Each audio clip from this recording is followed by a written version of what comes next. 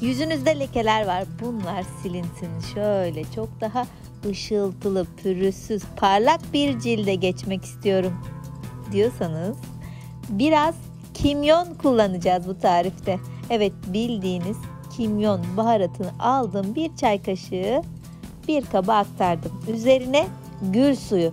Gül suyunuz yoksa şöyle hafif ılık suyla da bunu yapabilirsiniz ama gül suyuyla etki çok daha fazla oluyor. Kimyonu açtım gül suyuyla. Üzerine bal ekliyorum. Eğer böyle doğal, güzel, kaliteli bir bal bulursanız ne mutlu. Etki çok daha fazla olacaktır. Bir çay kaşığı dolusu da bal ekliyorum. Bakın, kimyon ve bal. Bu ikili birleştiğinde özellikle içerisindeki fosfor sayesinde kimyon cilt sorunlarını çok güzel gideriyor. Cilde zarar veren serbest radikallerle savaşıyor. Hücreleri yenileyerek cilde sağlıklı, ışıltılı bir görünüm kazandırıyor. Yüksek oranda da E vitamini var. Bu da yaşlanma belirtilerini engelliyor, geciktiriyor. Daha ne olsun? Akne varsa, sivilce varsa onlara da çok iyi gelen süper bir tarif ve malzeme çok az.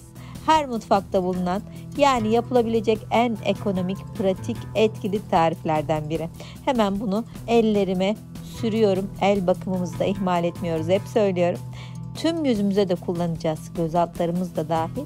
Ellerimize de süreceğiz bunu. Sürdükten hemen sonrasında bir güzel yedireceğiz. Masajımızı yapacağız. Haftada 2-3 kere uygulayabilirsiniz. Böyle sürdükten hemen sonrasında bal, çünkü yapışacak zamanla, o aşamaya gelmeden hemen ellerimize yediriyoruz. 20 dakika sonra kimyon, bal, gül suyu karışımını ellerimden çıkartıyorum. Ellerim gıcır gıcır oldu. Şöyle hemen peçeteyle kuruluyorum.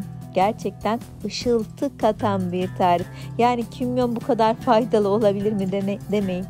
Tarifi bir deneyin. Hemen fark edeceksiniz. Çıkarttıktan sonra nemlendirici sürüyorsunuz. Kendi yaptığınız şöyle güzel doğal kremlerden biriyle de son aşamayı yapın. Şöyle bir güzel nemlendirin. Kimyonun size sunabileceği o güzellikleri görünce maskeyi düzenli olarak kullanmaya başlayacaksınız diye düşünüyorum. Şimdi yüzümüze uygulayalım. Yüzümüzü yıkadık, temiz cildimiz. Ben genellikle maskeleri akşam uyguluyorum. Gün ışığına çıkmak istemiyorum. Neden? Çünkü maskelerle cildimizdeki o üst tabakayı sıyırıyoruz, temizliyoruz. Ölü deriyi atıyoruz ya. O yüzden hassasiyet oluşuyor. Direkt güneş ışığı da alırsak cildimiz o oluşabilecek lekelere açık hale geliyor. Ben bunun yerine akşam şöyle cildimi bir güzel temizliyorum.